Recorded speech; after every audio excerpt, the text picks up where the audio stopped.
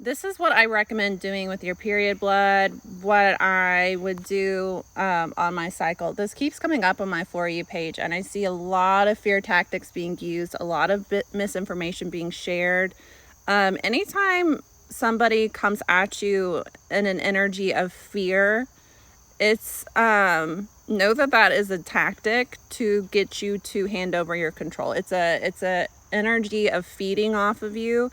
It's the lowest vibration, the lowest frequency that it is, and it's a sure sign that somebody is out here for the wrong purposes. Nobody should be on here scaring you when it comes to something that's natural to your body and how to connect with your spiritual team, especially when you're feeling guided to do these things. Follow your own intuition first and foremost. When you're on your cycle, this is your goddess time. So it's actually when your magic is going to be most potent. And it's a time that you need to focus on your feminine energy, protection work, self-evolution. It's not a time to be doing love magic. It's not a time to be doing work on other people. You can really get yourself into a karmic hole using your blood. No, I'm not saying that if you've already done this, it's the worst thing that you could ever do. It's you probably have already seen the karma come through for that.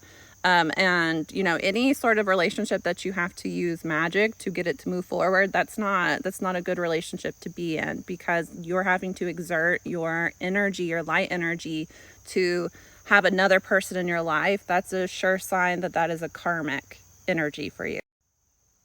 It's a goddess time, so work with your female deities. You should not be working with any masculine energy. This is pretty much across the board, all cultures. Typically when women are on their cycle, they are not working with the masculine deities. A lot of them go, into a center, a sanctuary with other women. It's really a time to connect to your feminine, your lunar energy, and your goddesses. So you can leave period blood offerings for your goddesses, but I would take it more so as you are connecting with them and you are asking for protection. And you can even take the blood when it dries out and save this in a jar to use for future protective work. I recommend don't use blood magic in any sort of like love workings. Save it for protection work. And when we're on the topic of that, you should absolutely have plants within your home that have the job of protecting you. You assign them, you let them know, protect me. Especially cacti are really good for this. Aloe is good for this. Snake plants.